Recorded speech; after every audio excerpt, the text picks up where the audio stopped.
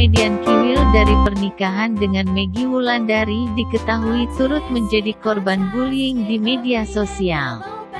Mengetahui informasi tersebut, Kiwil sempat mengaku kaget. Disebutkan jika anak Kiwil dan Meggy Wulandari sempat menangis ketika mendapati hinaan dari warganet. Kiwil tidak mau memperpanjang hinaan warganet ke putrinya itu.